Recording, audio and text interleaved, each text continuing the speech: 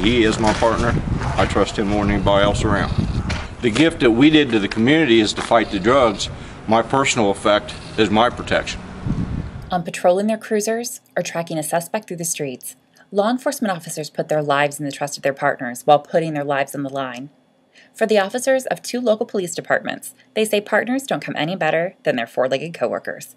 Officers Jim Leith and Jason Havens of the Greenfield Police Department and Officer Chuck Milligan of the Hillsborough Police Department are canine officers and train weekly with their respective dogs, Sando, Chris, and Dexy.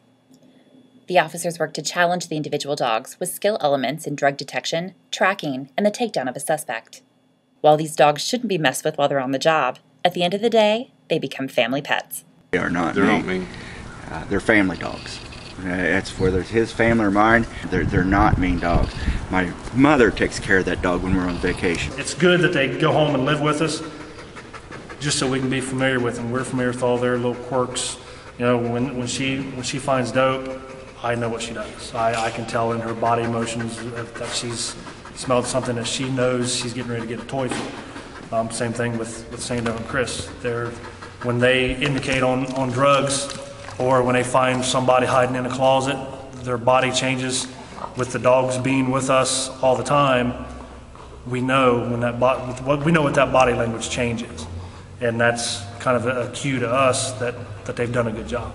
I've been doing this since the early 90s and I've never got tired of it. It's great just to watch any dog work. Each of them's different personalities. It's just great. The Greenfield program was developed when Leith and Havens came up with a proposal to purchase the dogs for the Greenfield department at no cost to the city. Most of the funding came from their own pockets, but as the years have gone by, there have been donations contributed to the program, along with budgetary dollars. But the officers continue to front many of the costs for training and equipment. The extra time and extra money is worth it, according to the officers, because of the positive results the canine program brings to the community.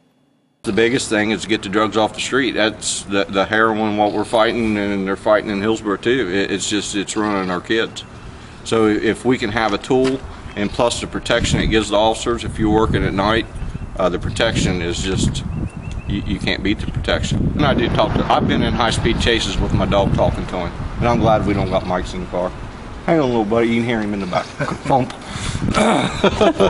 We're gonna get him, buddy.